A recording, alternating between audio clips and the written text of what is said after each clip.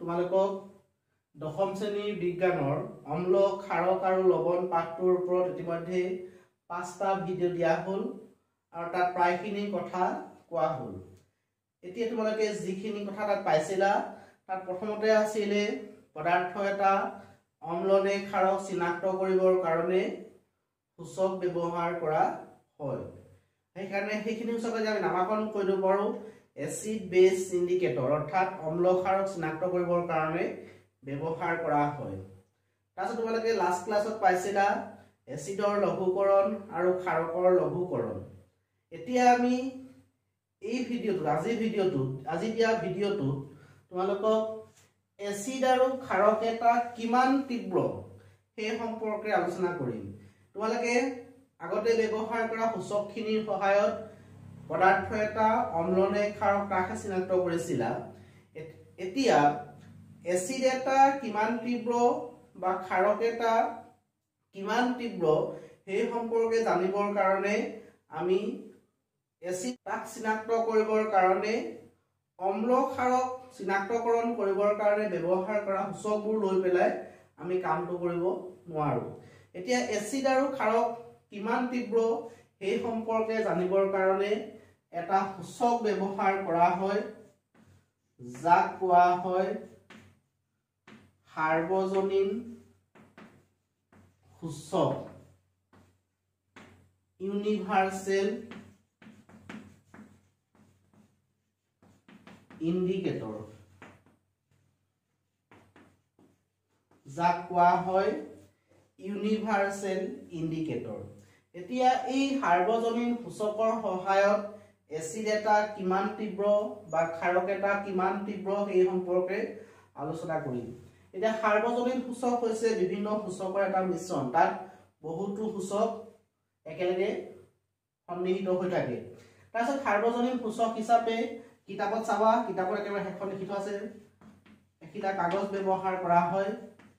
যাক কোৱা হয় পুট কাগজ বা পুত্ৰ কাগজ। সাৰ্বজনীন সূচকৰ দ্বাৰা পদাৰ্থ এটা এসিড এটা বা ক্ষাৰক এটা কিমান তীব্ৰ সেই সম্পৰ্কে আলোচনা কৰিম। আৰু সাৰ্বজনীন সূচক হৈছে বিভিন্ন সূচকৰ এটা মিশ্ৰণ বা বিভিন্ন সূচক সন্নিহিত হৈ গঠন হোৱা এটা পদাৰ্থ। সাৰ্বজনীন সূচক হিচাপে এখিলা কাগজ ব্যৱহাৰ কৰা হয় যাক কোৱা হয় পুত্ৰ কাগজ। এতিয়া তোমালোকে সাৰ্বজনীন সূচক হিচাপে যে আমি কাগজ এখিলা ব্যৱহাৰ কৰিম তাত এটা স্কেল ব্যৱহাৰ কৰা হয়, যিপাত স্কেলক কোৱা হয় pH scale. pH scale power of hydrogen ion, hydrogen আয়নৰ গ্ৰাহতা,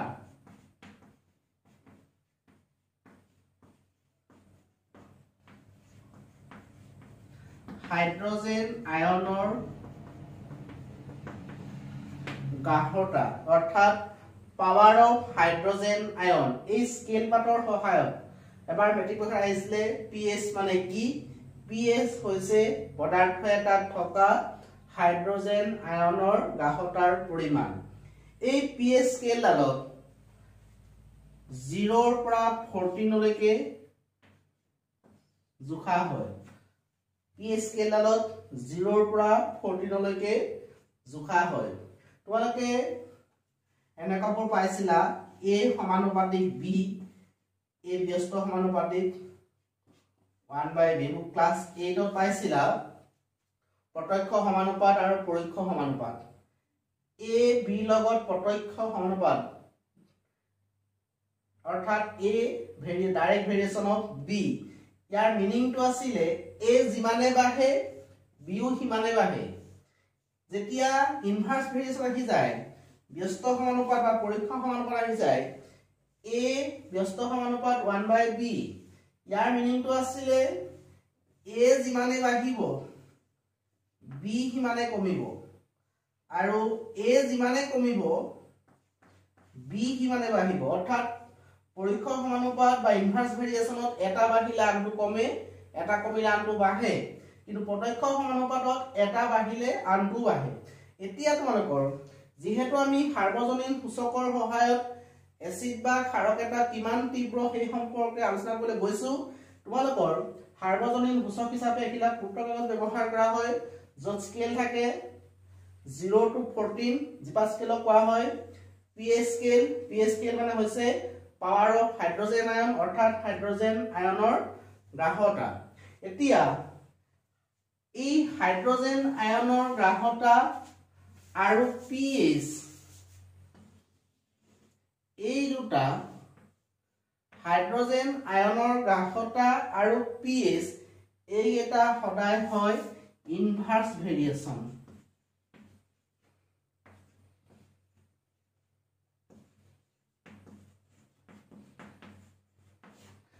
হাইড্ৰোজেন আয়নৰ গ্ৰাহতা আৰু pH ৰ সম্পৰ্কটো হৈছে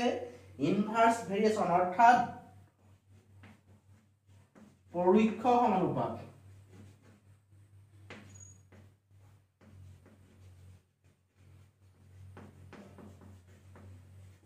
ইনভাৰ্স ভেৰিয়েশন যাক কোৱা হয় পৰোক্ষ সমানুপাত। মই কৈছিলো যেতিয়া প্ৰত্যক্ষ হয় a বাঢ়িলে b বাঢ়িব, a কমিলে b কমিব। যেতিয়া পৰোক্ষ হয় ইনভার্স হয় a বাঢ়িলে b কমিব, a কমিলে b বাঢ়িব। যেহেতু pH স্কেল পাত হাইড্ৰোজেন আয়নৰ গ্ৰাহতাৰ সৈতে ইনভাৰ্স ভেৰিয়েশনত থাকে, পৰোক্ষ সমানুপাতত থাকে, তাৰ মানে মিনিংটো কি হ'ব, যিমানে pH ৰ মান যিমানে বাঢ়িব, pH ৰ মান বাঢ়িলে, pH ৰ মান বাঢ়িলে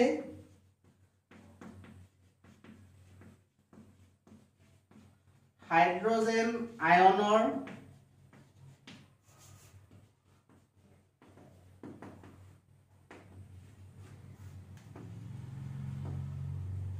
pH ৰ মান বাঢ়িলে হাইড্ৰোজেন আয়নৰ গ্ৰাহতা কমিব। আৰু যিমানে pH ৰ মান কমিব সিমানে হাইড্ৰোজেন আয়নৰ গ্ৰাহতা বাঢ়িব। আকৌ কৈছো এই জিপা স্কেল পাৱাৰ অফ হাইড্ৰোজেন আয়ন বা pH স্কেল, এই pH স্কেল পাতত থাকে 0 to 14 লৈকে দাগ থাকে, অৰ্থাৎ 0 পৰা 14 লৈকে আমি চিনাক্ত কৰিব পাৰো। এতিয়া যিমানে এই pH ৰ স্কেল পাতত মানটো কমিব, যেনেবা পৰোক্ষ সমানুপাত, pH ৰ মান যদি কমি যায় তেতিয়া হাইড্ৰোজেন আয়নৰ গ্ৰাহতাটো বাঢ়ি যাব। বিপৰীতক্ৰমে যদি pH ৰ মান যদি বাঢ়ি যায় পৰোক্ষ সমানুপাত, গতিকে হাইড্ৰোজেন আয়নৰ গ্ৰাহতা কমি যাব। গতিকে আমি এই pH স্কেল পাতৰ সহায়তে পদাৰ্থ এসিড এটা কিমান তীব্ৰ বা ক্ষাৰক এটা কিমান তীব্ৰ সেই সম্পৰ্কে আলোচনা কৰিম। আৰু সেই pH স্কেল পাতৰ হাইড্ৰোজেন আয়নৰ গ্ৰাহতাৰ লগত সম্পৰ্কটো হৈছে পৰোক্ষ সমানুপাত। পৰোক্ষ মানে এটা বাঢ়িলে আনটো কমে, এটা কমিলে আনটো বাঢ়ে। এতিয়া আমাৰ যেটো এসিডৰ সংজ্ঞা আছিলে যে পদাৰ্থ এটা জলীয় দ্ৰৱত আয়নিত হৈ হাইড্ৰোজেন আয়ন এৰি দিয়ে, তেনে পদাৰ্থবোৰক কোৱা হৈছিলে এসিড। আৰু পাইছিলা এসিড এটা জলীয় দ্ৰৱত হাইড্ৰোজেন আয়ন এৰি দিয়াৰ কাৰণে এসিডৰ জলীয় দ্ৰৱই বিদ্যুৎ পৰিবহন কৰে। এতিয়া আমাৰ যেটো সম্পৰ্ক pH ৰ মানটো আৰু হাইড্ৰোজেন আয়নৰ গ্ৰাহতাৰ যেটো সম্পৰ্ক এটা আনটোৰ লগত পৰোক্ষ, যদি pH ৰ মান বাঢ়ে হাইড্ৰোজেন আয়নৰ গ্ৰাহতা কমিব, আৰু যিমানে pH ৰ মান কমিব সিমানে হাইড্ৰোজেন আয়নৰ গ্ৰাহতাটো বাঢ়িব। এতিয়া আমি যদি চাও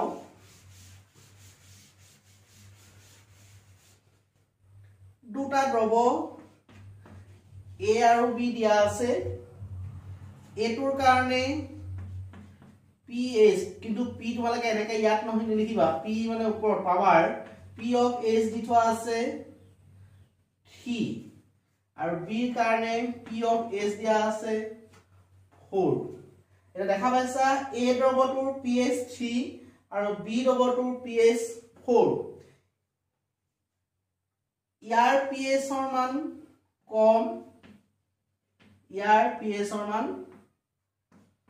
বেছি। এতিয়া যেতিয়া pH ৰ মান কমি যায় হাইড্ৰোজেন আয়নৰ গ্ৰাহতাটো বাঢ়ি যাব। গতিকে ইয়াৰ যেহেতু pH ৰ মান কম আৰু ইয়াৰ যেহেতু pH ৰ মান বেছি ইয়াৰ pH ৰ মান কম গতিকে আমি কি ক'ব পাৰিম ইয়াৰ H+ আয়নৰ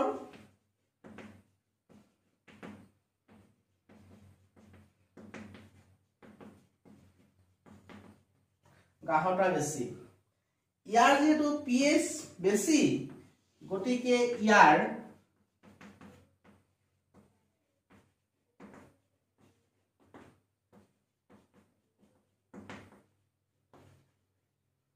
H+ আয়নৰ গাঢ়তাটো কম এটা দেখা পাইছা A আৰু B ডবল দুটাৰ ক্ষেত্ৰত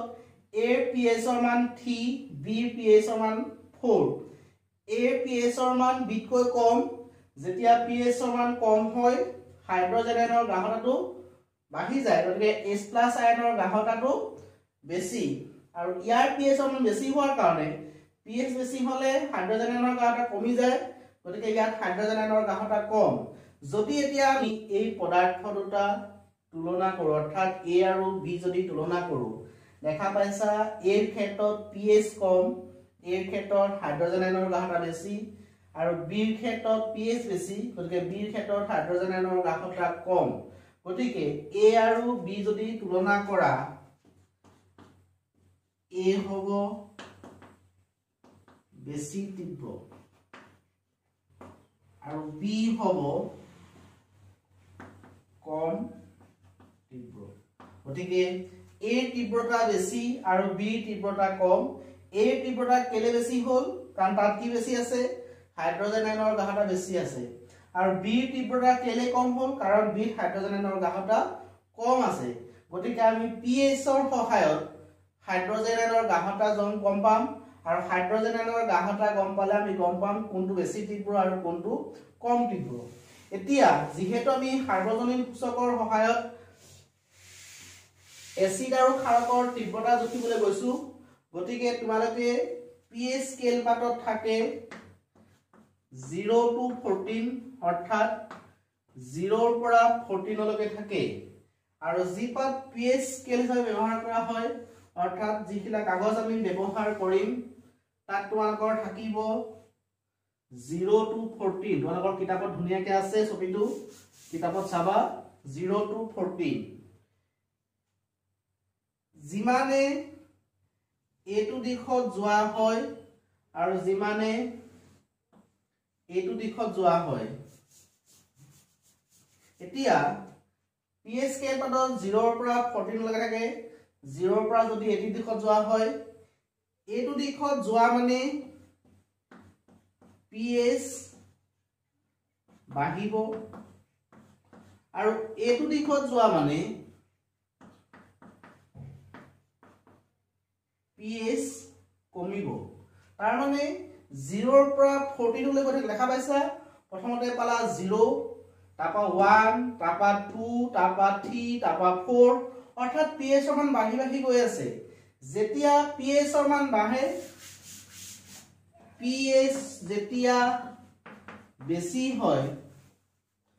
pH যেতিয়া বাঢ়ে H+ আয়ন কি হ'ব কমিব যদি মই এটো ডাইৰেকশনৰ পৰা চাও 14 ৰ পৰা 13 13 ৰ পৰা 12 12 ৰ পৰা 11 11 ৰ পৰা 10 অৰ্থাৎ এই ফালৰ পৰা এই ফালে আহিলে pH কমিব pH কমি যোৱাৰ লগে লগে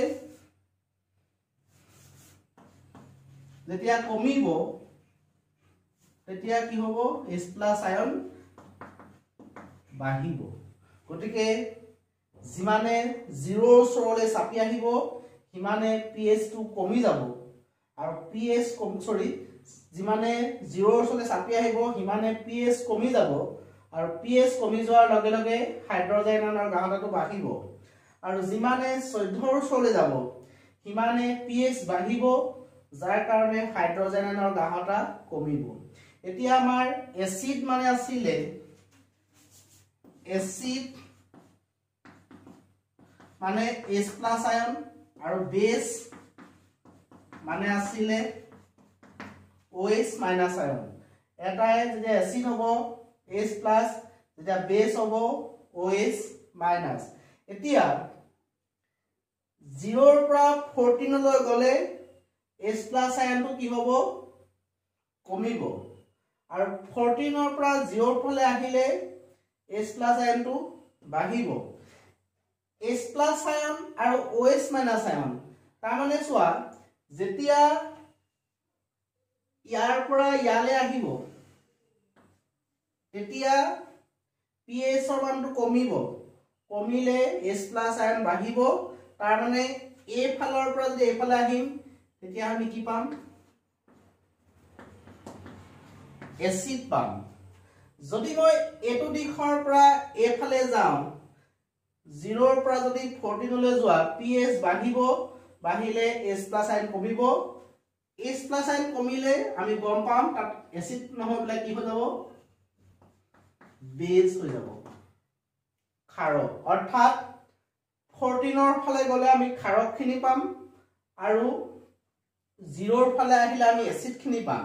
এতিয়া যদি মই 0 আৰু 14 ক সমানে দুভাগ কৰি দিও অৰ্থাৎ 0 আৰু 14 ক দুভাগ কৰিলে আমি কিমান পাম 0 plus 14 divided by 2 14 by 2 is equal 7 যেতিয়া 0 আৰু 14 ক সমানে দুভাগ কৰি দিম তাহলে এইখিনিতে দুভাগ কৰি সমানে দুভাগ কৰি দিয়াৰ লগে লগে এফালো হৈ গল 7 এফালো হৈ গল 7 তাৰ মানে কি 0 1 2 0 1 2 3 4 5 6 7 এইখিনিতে কি বহিবহি 7 এফালো চাও 14 13 12 11 10 9 8 7 গতিকে এইখিনিতে কি বহি যাব 7 যেহেতু এই 7 টোৱে 0 আৰু 14 ক সমানে দুভাগ হৈ গল গতিকে যেতিয়া 0 ৰ পৰা 7 পাব 14 ৰ পৰা 7 পাব সমান হৈ আছে এফালে যিমান আছে এফালেও ইমান সমানে আছে সমান মানে আমি গম পাব তাত নিউট্ৰেল হৈ আছে যাক আমি কি বুলি কম প্ৰসম হৈ আছে নিউট্ৰেল হৈ আছে মানে প্ৰসম হৈ আছে ব্যালেন্স হৈ আছে তাৰ মানে এফালৰখিনি লগত এফালৰখিনি ব্যালেন্স হৈ আছে নিউট্ৰেল হৈ আছে হেকাটা কি লগাব প্ৰসম এতিয়া এইখিনতে যেতিয়া 7 ৰ পৰা এফালে যাব তেতিয়া হেখিনি আমি কি বুলি ক'ব পাৰিম এসিড আৰু 7 ৰ পৰা যে এফালে যাব হেখিনি আমি কি বুলি ক'ব পাৰিম বেস আৰু যে 7 ত থাকিব এসিডো নহয় বেসও নহয় হেটি কি বুলি ক'ম আমি প্ৰসম তাৰ মানে এসিড আৰু ক্ষাৰক সম্পূৰ্ণভাৱে ব্যালেন্স হৈ গল এসিড যিমান আছিল ক্ষাৰক কিমান আছিল যাৰ কাৰণে এসিড আৰু ক্ষাৰক ব্যালেন্স হৈ গুছি গল আৰু সেই কাৰণে কি কোৱা হয় প্ৰসম এতিয়া এইখিনিতে এটা প্ৰশ্ন আহে তোমালোকৰ pH ৰ মানৰ দ্বাৰা আমি এসিড বেস এন্ড প্ৰসম চিনাক্ত কৰিম দেখা পাইছা pH ৰ মান 0 ৰ পৰা 14 লৈকে আছে যদি pH ৰ মান greater than 7 হয় অৰ্থাৎ যদি 7 তকৈ ডাঙৰ হৈ যায় 0 ষ্টাৰ্ট হল 7 পালা 7 তকৈ ডাঙৰ গতিকে কোনখিনি বুজাব এইখিনি 7 তকৈ ডাঙৰ তেতিয়া আমি কি কম দ্ৰৱটো হ'ব ক্ষাৰক যেতিয়া pH ৰ মান 7 তকৈ ডাঙৰ হৈ যায় দ্ৰৱটো হ'ব ক্ষাৰক যেতিয়া pH ৰ মান less than 7 হৈ যায় 7 তকৈ সৰু হৈ যায় 7 তকৈ সৰু হলে কোনখিনি বুজালে এইখিনি বুজালে তেতিয়া এইখিনি কি হৈ যাব এসিড যেতিয়া pH ৰ মান 7 তকৈ সৰু হ'ব এসিড আৰু যেতিয়া pH ৰ মান 7 হ'ব তেতিয়া কি বুজাব প্ৰসম গতিকে এসিড বেস এন্ড ক্ষাৰক এইটাৰ কাৰণে আমি pH ৰ সহায়ত গম পাম pH ৰ মান যদি 7 তকৈ ডাঙৰ হৈ যায় তেতিয়া ক্ষাৰক আৰু যেতিয়া pH ৰ মান 7 তকৈ কমি যায় তেতিয়া হৈ যাব এসিড আৰু যেতিয়া pH = 7 হ'ব তেতিয়া হৈ যাব প্ৰথম যদি মই pH ৰ স্কেল પર আকৌ চাও 0 7 14 0 7 and 14 যেতিয়া এইখিনিলে যাব ইয়াৰ পৰা এইখিনিলে যাব pH ৰ মান মই বহাটো প্লাস চিন দি দিছো বাঢ়িছে pH ৰ মানটো মই প্লাস চিনে বহাটো বুজাইছো যেতিয়া ইয়াৰ পৰা এফালে যাব pH ৰ মান বাঢ়িছে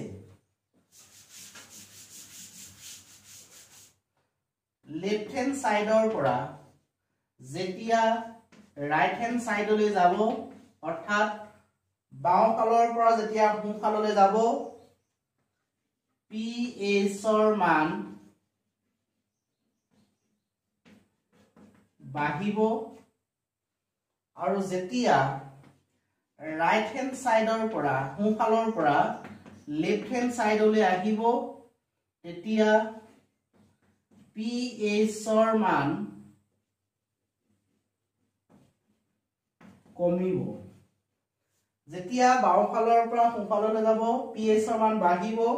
আৰু যেতিয়া সোঁ ফালৰ পৰা বাও ফাললৈ যাব pH ৰ মান কমিব এতিয়া যেহেতু আমি গম পালো এইখিনি হৈছে এসিড আৰু এইখিনি হৈছে বেস এইখিনি যেহেতু এসিড গটিকে ইয়াত কি আছে H+ আইন থাকিব এইখিনি যেহেতু বেস ইয়াত কি থাকিব লাগিব OH- অৰ্থাৎ যেতিয়া 0 ৰ পৰা 7 ৰ ভিতৰত পাবা তাত H+ আইন পাবা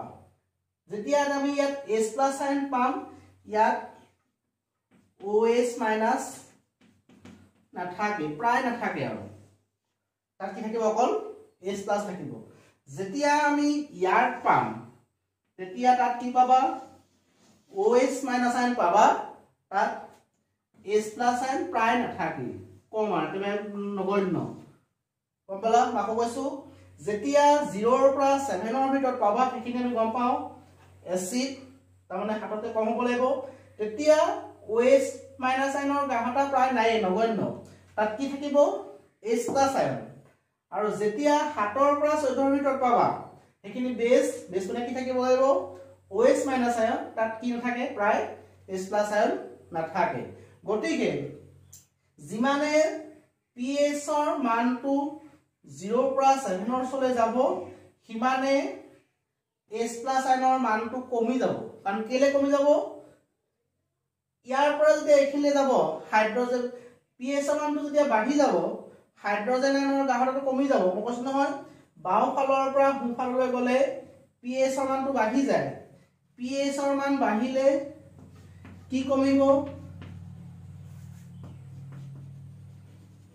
H+ আয়ন কমিব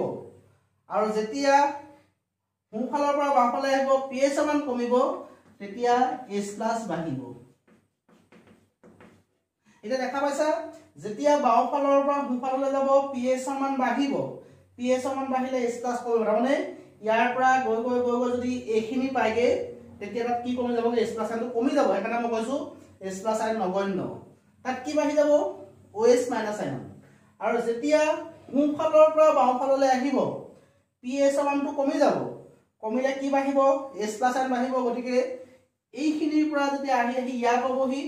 তাত কি বেছি হৈ যাব H+ আয়ন বেছি হৈ যাব আৰু OH- আয়ন কমি যাব গটিকে pH ৰ সহায়ত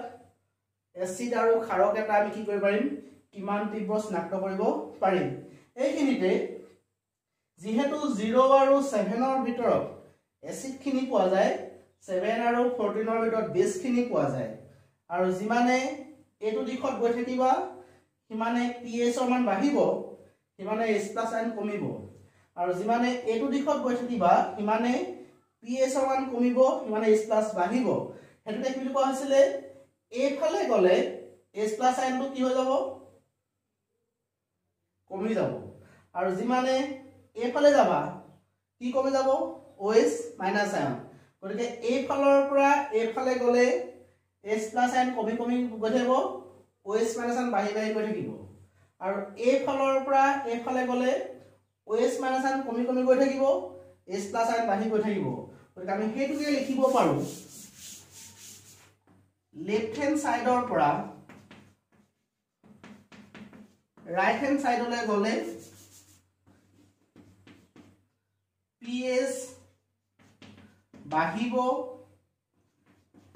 H প্লাছ আয়ন কমিব কাৰণ সম্পৰ্কটো আছে ন এটা বাঢ়িলে আনটো কমে H প্লাছ আয়ন কমিব কি বাঢ়ি যাব OH মাইনাছ আয়নটো বাঢ়ি যাব আৰু যিমানে সোঁফালৰ পৰা বাওঁফালে আহিম সিমানে pH কমিব H প্লাছ আয়ন বাঢ়িব তাৰ এটা পৰীক্ষা আছিল গতিকে এটা কি হৈ যাব OH মাইনাছ আয়ন কমিব গতিকে গম পালা বাওঁফালৰ পৰা সোঁফালে গলে pH মানটো বাঢ়ি যায়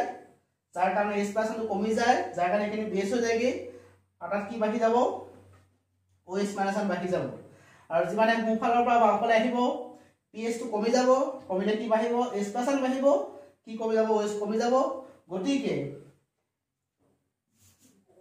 এইখিনিৰ পৰা এইফালে যেতিয়া pH মানটো আহিব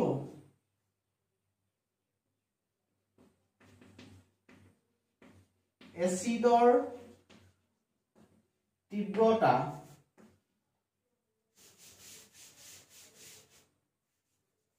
এইখিনিৰ পৰা যেতিয়া এইফালে আহিব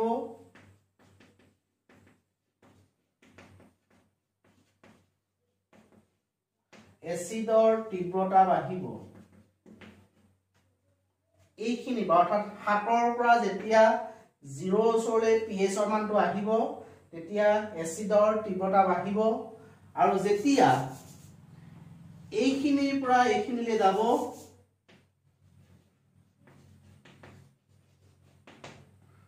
ক্ষাৰকৰ তীব্ৰতা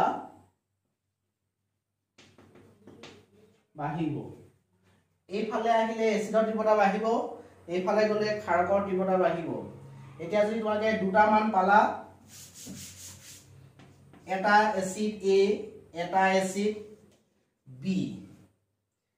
A এসিডৰ pH 5 B এসিডৰ pH 6 A এসিডৰ pH 5 B এসিডৰ pH 6 এতিয়া সোয়া আমি যদি কৰো 1 2 3 4 5 6 1 2 3 4 5 6 A এসিডৰ pH 5 B এসিডৰ pH 6 যেতিয়া এইফালে pH মানটো আহে তেতিয়া এসিডৰ তীব্ৰতা বাঢ়ি যায় গতিকে ইয়াত সোয়া কাৰ pH কম A pH কম গতিকে A তীব্ৰতা বেছি আৰু B pH কম গতিকে B তীব্ৰতাটো কম যেহেতু দুয়োটা pH ৰ মান হাততকে সৰু কাৰণ ইয়াৰো pH ৰ মান হাততকে সৰু ইয়াৰো pH ৰ মান হাততকে সৰু যিবোৰ পদাৰ্থৰ pH ৰ মান হাততকে কম সেইবোৰক আমি চিনাক্ত কৰিছিলো কি বুলি এসিড বুলি গতিকে A আৰু B এসিডটা যদি কম্পেয়াৰ কৰো A এসিডৰ pH com B এসিডৰ pH বেছি গতিকে A এসিডৰ তীব্ৰতা বেছি আৰু B এসিডৰ তীব্ৰতা কম একে এসিড এটাৰ তীব্ৰতা বেছি আৰু এটাৰ তীব্ৰতা কম গতিকে জিটোৰ তীব্ৰতা বেছি হেতুক আমি কম এতিয়া তীব্ৰ এসিড strong জিটোৰ তীব্ৰতা বেছি হেতু কব তীব্ৰ এসিড strong এসিড আৰু জিটোৰ তীব্ৰতা কম হেতু কব মৃদু এসিড অৰ্থাৎ এসিড আমি দুই ধৰণৰ পালো তীব্ৰ এসিড আৰু মৃদু এসিড যি এচিডৰ তীব্ৰতা কম হেবক ক'ব যি এচিডৰ তীব্ৰতা বেছি হেবক ক'ব তীব্ৰ এচিড আৰু যি এচিডৰ তীব্ৰতা কম হেবক ক'ব মৃদু এচিড যেহেতু ইয়াত pH কম গতিকে কি বেছি হাইড্ৰোজেন আয়নৰ গাঢ়তা বেছি আৰু যেহেতু ইয়াত pH বেছি গতিকে ইয়াত হাইড্ৰোজেন আয়নৰ গাঢ়তা কম মানে যিবোৰ এচিডৰ হাইড্ৰোজেন আয়নৰ গাঢ়তা বেছি হেবক ক'ব তীব্ৰ এচিড যদি তোমালোকৰ পৰীক্ষাত তীব্ৰ এচিড কাক বুলি লিখিবলৈ আহে যিবোৰ এচিডত হাইড্ৰোজেন আয়নৰ গাঢ়তা বেছি হেবক ক'ব তীব্ৰ এচিড আৰু যিবোৰ এচিডত হাইড্ৰোজেন আয়নৰ গাঢ়তা কম হেবক ক'ব মৃদু এচিড যেহেতু এচিড দুই প্ৰকাৰ কলা তীব্ৰ এচিড আৰু মৃদু এচিড ঠিক একেদৰে আমি ক্ষাৰকো দুটা পাম এখিনি নিজে গম পাবা আৰু তীব্ৰ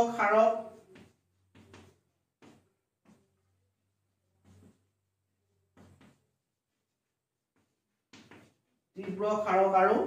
মৃদু ক্ষাৰক তীব্ৰ এচিড মৃদু এচিড তীব্ৰ ক্ষাৰক মৃদু ক্ষাৰক যিবোৰ এচিডত হাইড্ৰোজেন আয়নৰ গাঢ়তা বেছি হেবক তীব্ৰ এচিড আৰু যিবোৰ ক্ষাৰকত হাইড্ৰক্সাইড আয়নৰ গাঢ়তা বেছি হেবোৰ তীব্ৰ ক্ষাৰক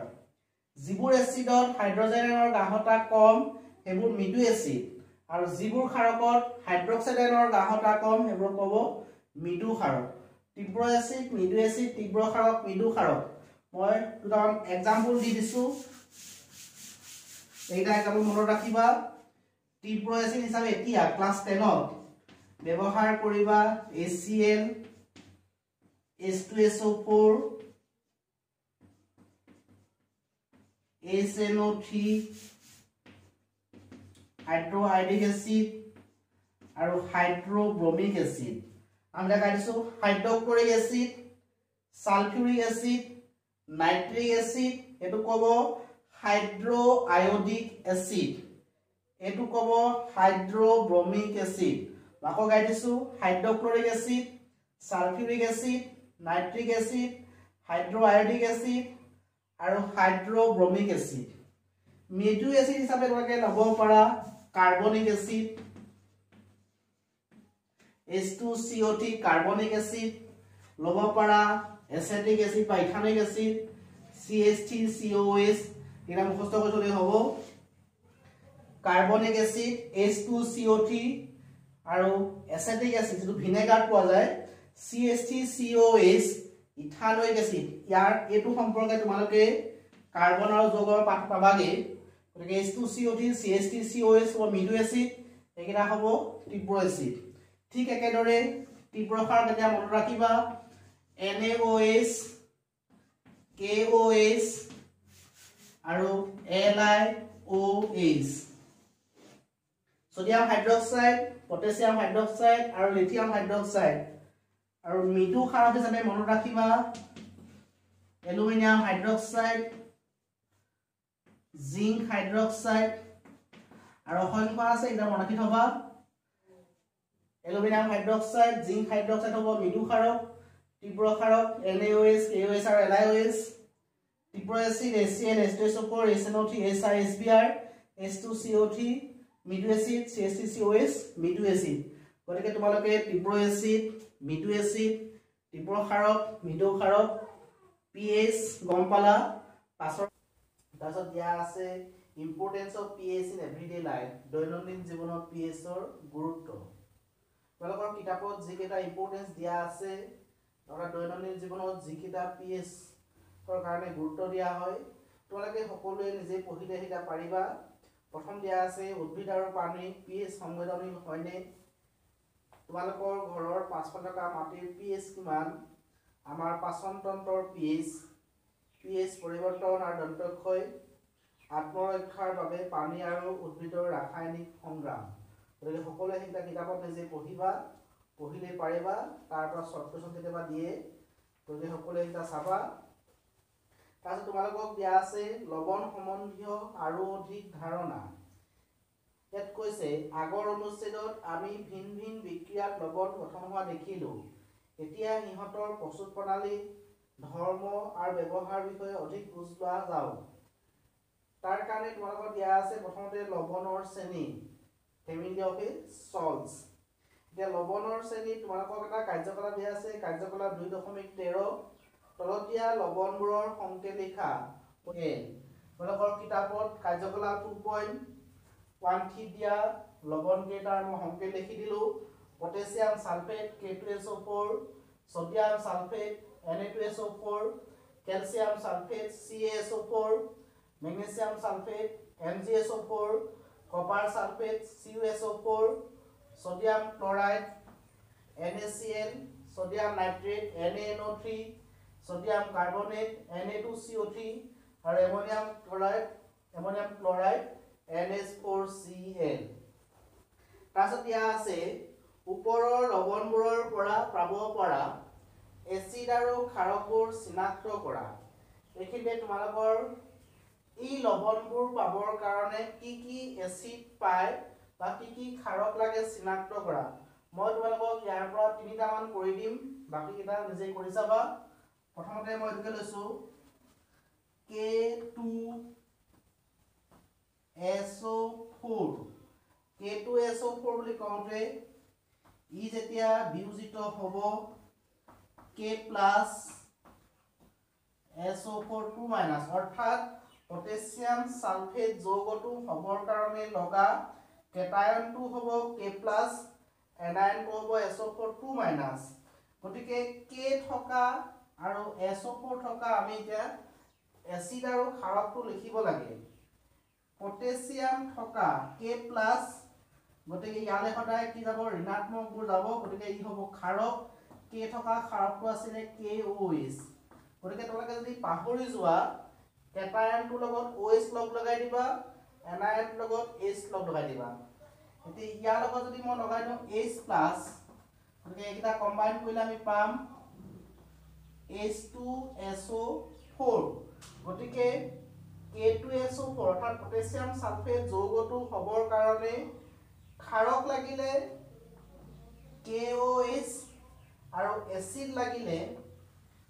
H2SO4 এটোৰ কাৰণে এচিড দৰকাৰ হ'ব H2SO4 ক্ষাৰক দৰকাৰ হ'ব KOH অৰ্থাৎ পটাছিয়াম সালফেট যৌগটো প্ৰস্তুত হ'বৰ কাৰণে এচিড হিচাপে ব্যৱহাৰ কৰিব লাগিব H2SO4 আৰু ক্ষাৰক হিচাপে ব্যৱহাৰ কৰিব লাগিব KOH গতিকে এইটোৰ নিচিনাকৈ দিব বাকি কেইটালে চাও Na2SO4 হটো গায়হে দিছো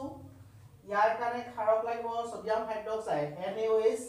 এচিড লাগিব সালফিউৰিক এচিড H2SO4 ইয়াৰ কাৰণে ক্ষাৰক লাগিব ক্যালসিয়াম হাইড্ৰক্সাইড CaOH2 এচিড লাগিব H2SO4 ইয়াৰ কাৰণে ক্ষাৰক লাগিব MgOH2 এচিড লাগিব H2SO4 ইয়াৰ কাৰণে ক্ষাৰক লাগিব CuOH2 এচিড লাগিব H2SO4 ইয়াৰ কাৰণে ক্ষাৰক লাগিব NaOH এচিড লাগিব HCl ইয়াৰ কাৰণে ক্ষাৰক লাগিব NaOH এচিড লাগিব HNO3 মই SO4 থকা এটা কৈ দিয়া নাই মই ইয়াৰ কাৰণে কৈ দিছো ক্ষাৰক লাগিব NaOH এচিড লাগিব HCl ইয়াৰ কাৰণে ক্ষাৰক লাগিব NaOH আৰু এচিড লাগিব নাইট্ৰিক এচিড HNO3 ঠিক একেদৰে এটো কৈ দিছো ইয়াৰ কাৰণে লাগিব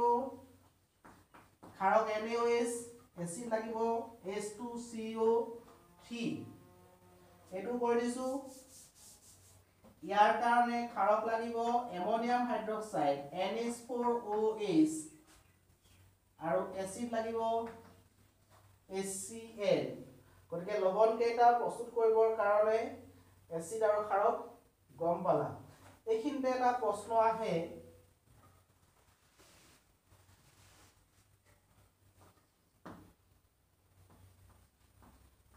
মই দি দিছো NaCl যৌগটো এটো এনেকৈ আহিব পাৰে প্ৰস্তুত কৰিবৰ বাবে লগা এচিড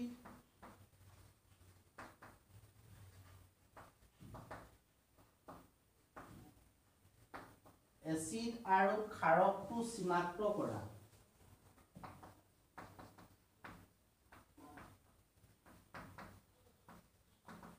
NaCl যৌগটো প্ৰস্তুত কৰিবৰ কাৰণে লগা এচিড আৰু ক্ষাৰকটো চিনাক্ত কৰা, লগতে বিক্ৰিয়াটো লিখা।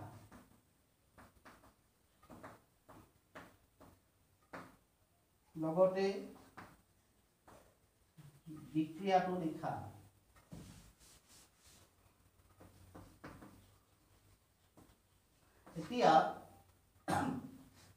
NaCl সব লিখি নাথাকো আৰু NaCl যৌগটো প্ৰস্তুত কৰিবৰ বাবে লগা এচিড Cl আছে, গতিকে H লগাই দিলে হ'ল HCl, ক্ষাৰক Na আছে, তাত OH লগাই দিলে হ'ব NaOH। NaCl যৌগটো প্ৰস্তুত কৰিবৰ বাবে লগা এচিডটো HCl আৰু ক্ষাৰকটো হ'ব NaOH। লগতে বিক্ৰিয়াটো লিখা। কোনে কোনে বিক্ৰিয়া কৰিব? HCl আৰু NaOH। বিক্ৰিয়াটো হ'ল HCl plus NaOH। আমি আগত পাই আহিছিলো এচিডে ক্ষাৰকৰ সৈতে বিক্ৰিয়া কৰিলে লৱণ। লৱণটো আগত কোৱা আছে কেনেদৰে উৎপন্ন হয়? লৱণ উৎপন্ন কৰে পানী। গতিকে এচিড আৰু ক্ষাৰক পালা, লগতে আমি পাই গলো বিক্ৰিয়াটো পাই গলা। কেতিয়াবা এনেকুৱা প্ৰশ্ন দিয়ে এই যৌগটো হলাই পেলাই প্ৰয়োজন হয় এচিড আৰু ক্ষাৰকটো লিখা, লগতে বিক্ৰিয়াটো লিখা। তাৰপিছত দিয়া আছে একে ধনাত্মক বা ঋণাত্মক মূলক থকা লৱণবোৰ একোটা শ্ৰেণীৰ অন্তৰ্গত বুলি কোৱা হয়। তোমালোকে ঘৰত চাবা, যৌগ এটা লিখি দিছো K2SO4, Na2SO4, CaSO4, NaCl,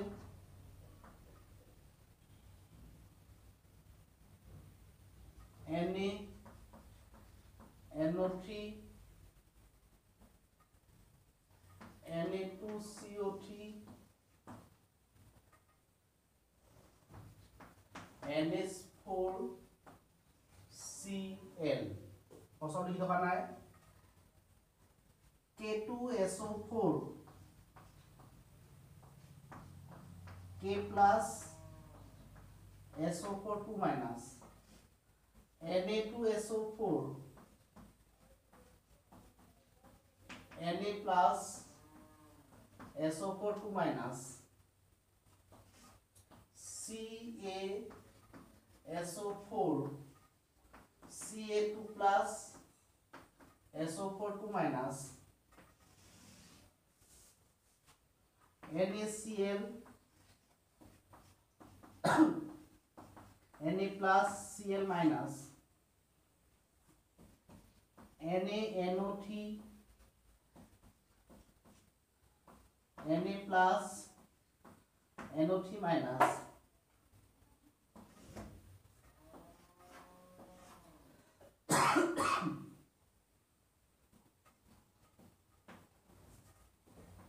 Na2CO3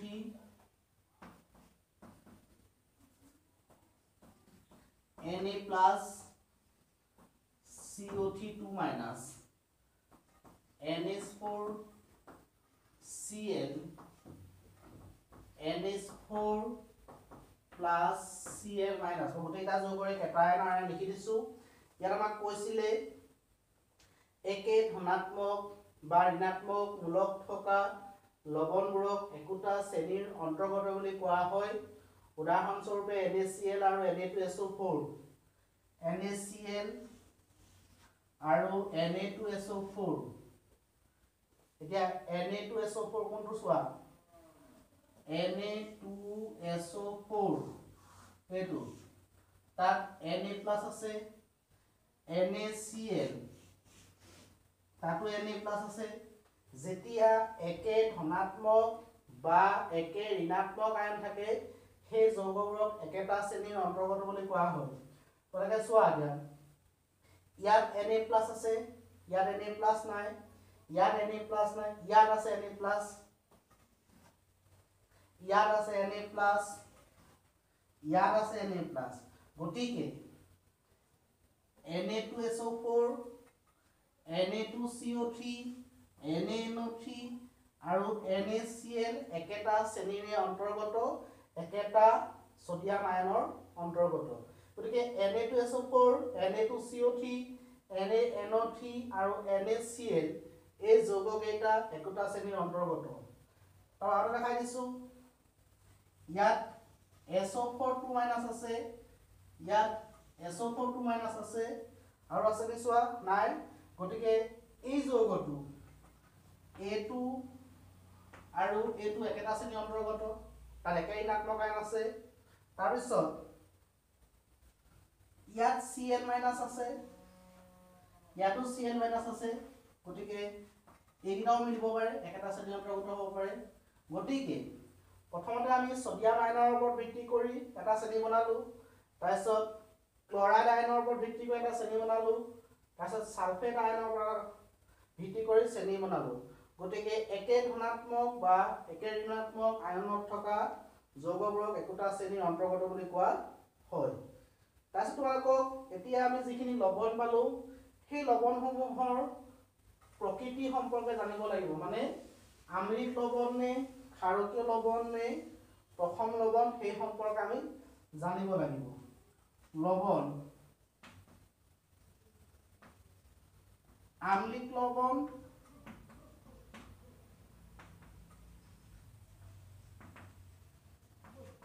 ক্ষাৰকীয় লৱণ আৰু প্ৰথম লৱণ। লৱণ তিনিটা পাবা, আম্লিক লৱণ, ক্ষাৰকীয় লৱণ আৰু প্ৰথম লৱণ। এইটো লৱণ হ'বৰ কাৰণে লাগিব আমাক তীব্ৰ এচিড প্লাছ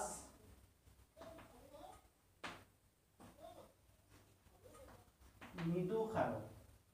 আম্লিক লৱণ হ'বৰ কাৰণে মনত ৰাখিবা সদায় লাগিব তীব্ৰ এচিড আৰু মৃদু ক্ষাৰক। ক্ষাৰকীয় লৱণৰ কাৰণে লাগিব তীব্ৰ এচিড প্লাছ তীব্ৰ ক্ষাৰক প্লাছ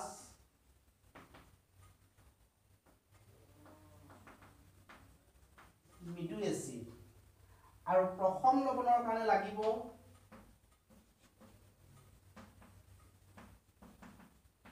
তীব্ৰ এচিড প্লাছ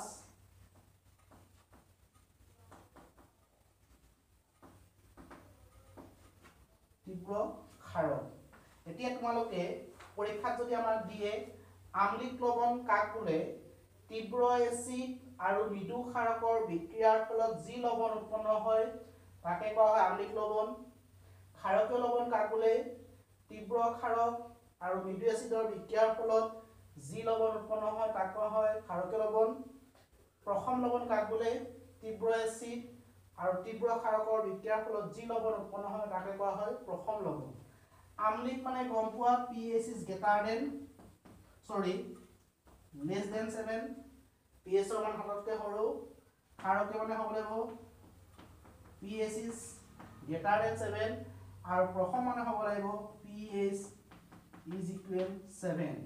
গতিকে যি লৱণৰ pH ৰ মান 7তকৈ কম তেনে লৱণক ক'ব আম্লিক লৱণ।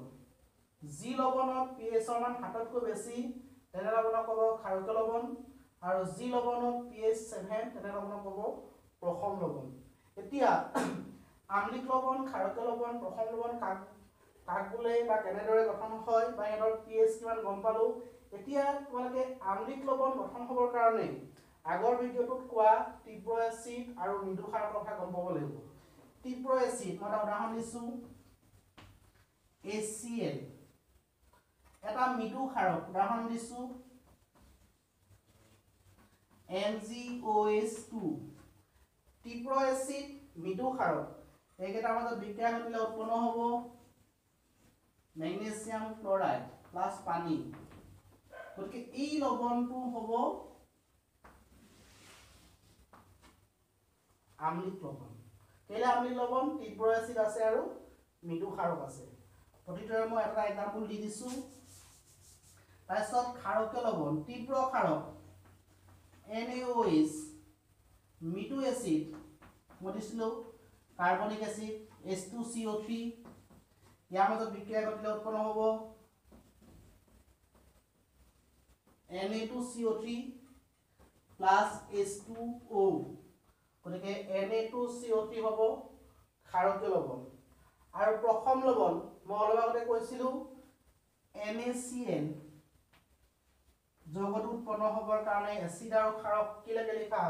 ইয়াৰ কাৰণে এচিড লিখিছিলা ACN ক্ষাৰক লিখিছিলা NaOH গতিকে NaCN হ'ব এটা কি লবণ